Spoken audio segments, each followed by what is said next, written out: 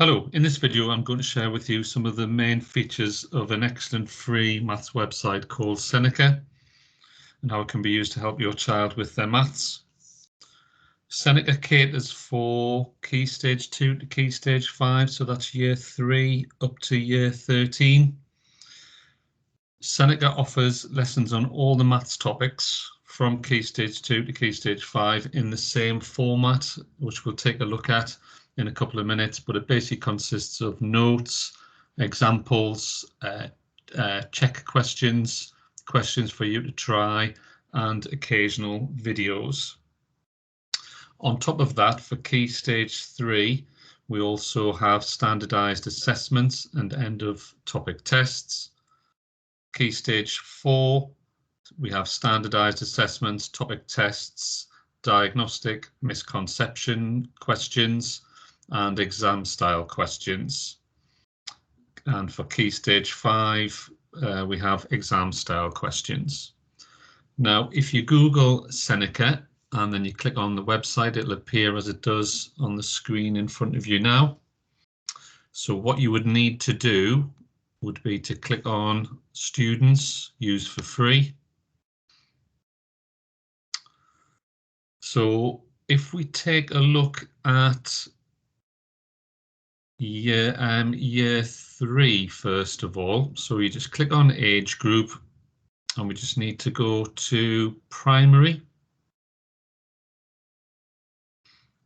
And Seneca covers lots of subjects. We just want to look at maths, so we're just going to click on subject and then maths, and you can see how it's set out there. So there's a section on times tables, which you can have a look at yourself, and there we can see years 3, 4, 5 and 6, the national curriculum.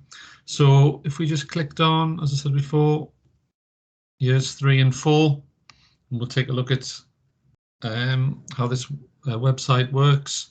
So if we wanted to have a look at, say, multiplying numbers, so I'm just going to go down here to where it says multiplication and division. So this is where all the topics are listed down the left-hand side. And I'm just going to click on multiplying numbers. And let's have a look at the lesson on multiplying numbers. So all you do, you just click on Start Learning.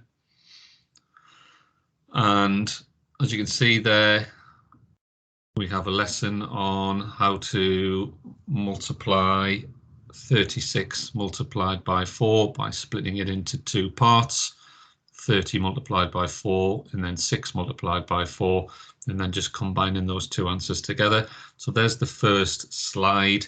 For the second slide, you just click on that arrow on the right hand side just to complete the question, which gives us the final answer, 144.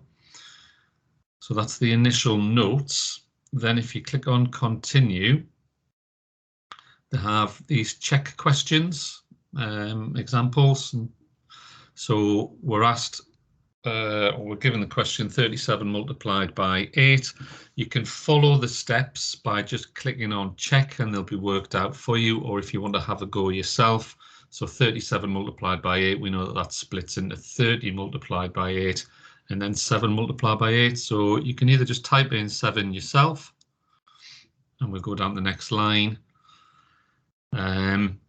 If you just want to work out the answer in your head, you can just click on check and it'll be filled in for you. So 3 multiplied by 8 is 24. So I'm just going to click on check.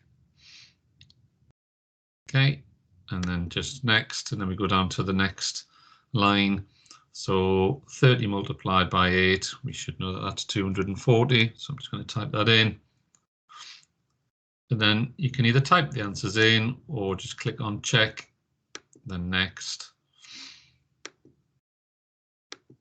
Until we get to the final answer, 296. So we worked out 30 multiplied by 8, 7 multiplied by 8, and just put those two answers together.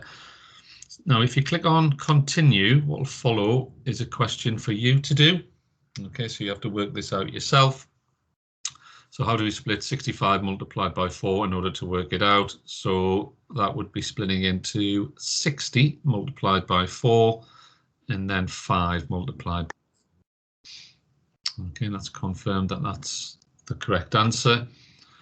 And then we're back to a check question, and that's basically the format that it's in. So it's notes, and then examples or check questions, and then questions for you to do yourself. And that's the same format for all of the lessons on Seneca. Now, to go back to the main page, just click on this home button, and then we just confirm that we quit the session. Okay, so that was a little look at year 3, which is Key Stage 2. And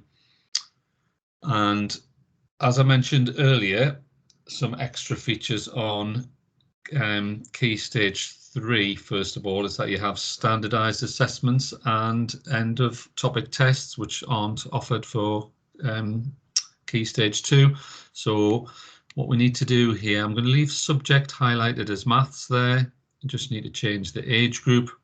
So I'll just take that off. And if we just go to Key Stage 3, okay, and you can see how it's set out there.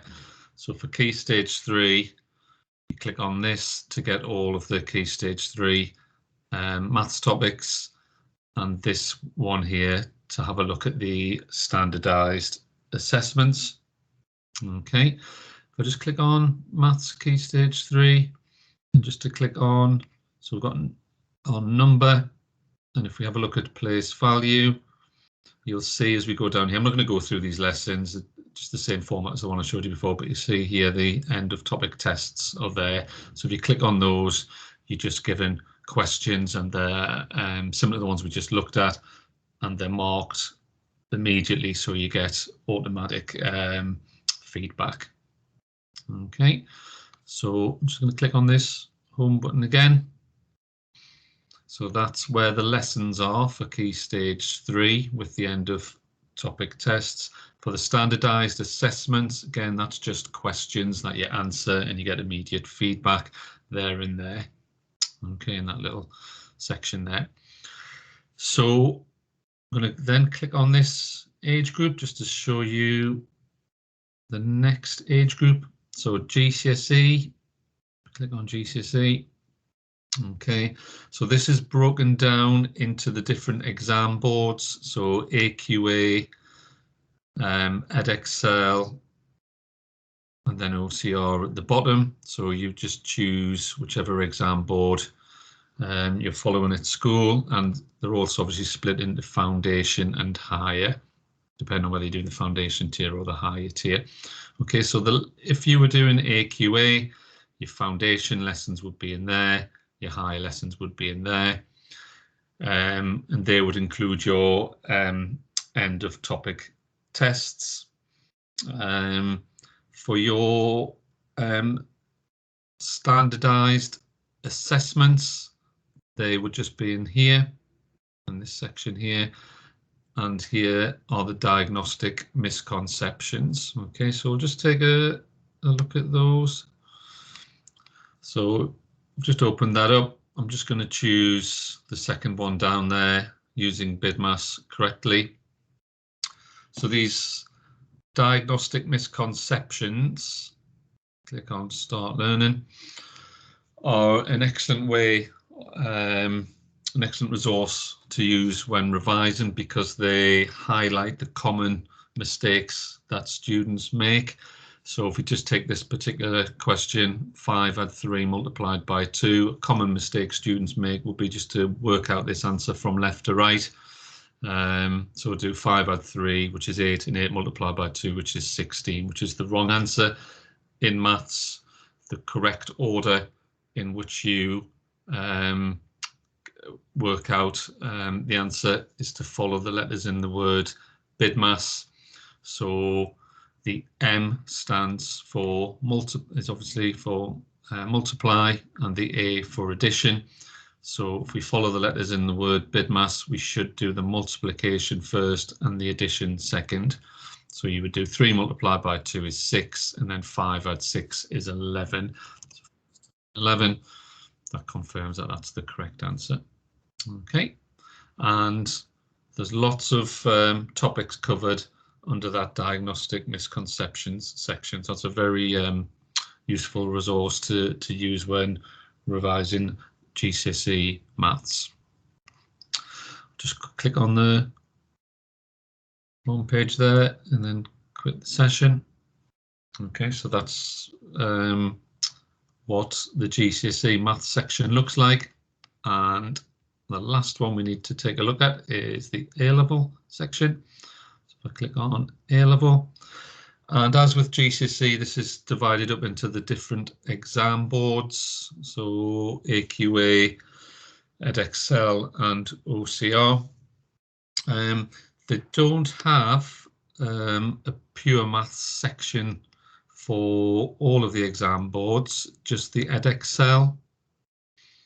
Okay, but that's the topics are the same on all of the exam boards, so that doesn't really matter. If you want to do some pure maths revision and you're following AQA OCR, you can still use this Edexcel A-level pure maths section. But so we've got the pure maths, mechanics and statistics all covered either by all of the exam boards or just by one of them, but it's still be a very useful resource for you to use. The format is the same then in terms of the lessons, and Key Stage 5 offers exam style questions as well, and they're just part of the lessons as you work through them. So